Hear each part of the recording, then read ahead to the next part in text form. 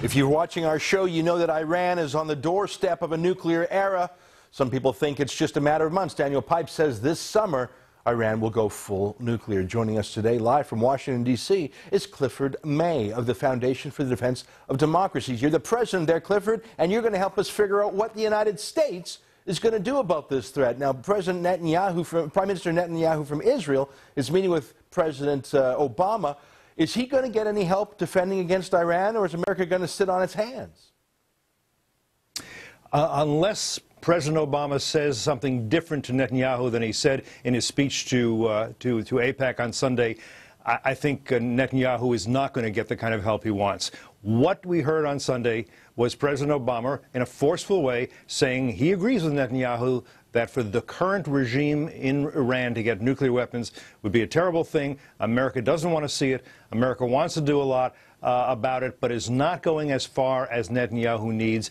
The one thing that Netanyahu said that may be not exactly reassuring, but is better than not, is that Israel has a right to defend itself. That may mean that Obama is not going to try very hard to pull on the reins if Netanyahu decides that Israel absolutely cannot allow the regime in Iran, which is threatening genocide, inciting genocide, sponsoring terrorism, to go ahead and get nuclear weapons to carry out possibly the threats it has made. Okay, so let me be clear here. Who said they have a right to self-defense? Obviously, Israel says that. Did Obama say those same words himself?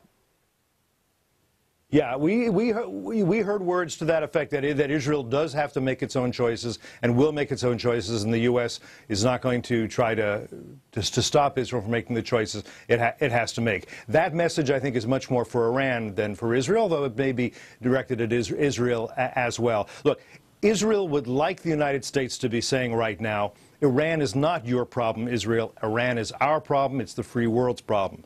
Iran, after all, has been for 30 years waging what it calls a global revolution against the West. Iran, for more than 30 years, has said very clearly that it wants to see a world without America, as we know it, that such a world is attainable, as well as a world without a Zionist state, without Israel. That's all part of it as well. I do not think, and I think very few people think, that Obama is going to take military action against Iran between now and the election. After that, who knows? I'm not going to predict, but I don't think so. I think if Netanyahu feels that at a certain point between now and November, Iran enters what he has called the zone of immunity, beyond which Israel cannot reach it, Israel has to do something before that. Israel, at the end of the day, is responsible for itself. Israel was established so that the Jews of the world would never have to rely on others to save them from a Holocaust. And a Holocaust is what's being threatened. Let's be clear. I want to play for you a couple quotes from Republicans responding to Obama. The first is from Newt Gingrich. Let's roll that clip if we have it, please. It's a board. I'll read it instead. You've had no evidence that the president is prepared to take steps to stop Iran from getting nuclear weapons. They talk and the Iranians build. You have every evidence that this administration is desperately trying to get the Israelis not to preempt, unquote. So that's Newt Gingrich basically saying, you know, talk, talk, talk. And here's Mitt Romney saying the same sort of thing. I'll quote him. It's pretty straightforward in my view. If Barack Obama is reelected, Iran will have a nuclear weapon and the world will change if that's the case, unquote. So you have the Republicans saying, do something. I got a question for you, Clifford May of Foundation for Defense of Democracies. George Bush was the president for 8 years. And this Iranian threat is not new to the Obama administration. I mean, I like this tough talk from Gingrich and Romney now, but when when the Republicans had the White House, they didn't do anything to stop these nukes either. It's quite right. They did absolutely nothing. In fact, President Bush, he was preoccupied with Iraq, he essentially delegated the Iran portfolio to the Europeans and said, you deal with it. He was being criticized for being too unilateral, so he was very multilateral when it came to Iran. The Europeans negotiated with the Iranians. Nothing productive came of it.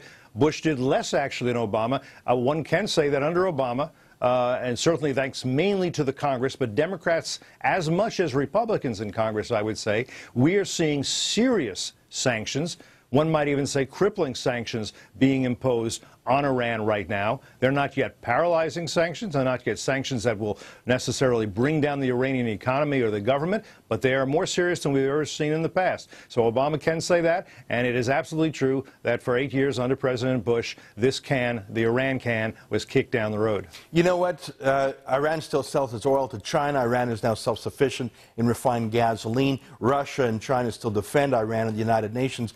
I simply don't believe that these sanctions do have any teeth, especially with Iran being such a major oil producer. I got one last question for you, and it's just asking you to speculate, because I know you don't know any more than the rest of us, but I want to know your judgment. Do you think that Israel will take unilateral military action against Iran like they did some 30 years ago against Iraq?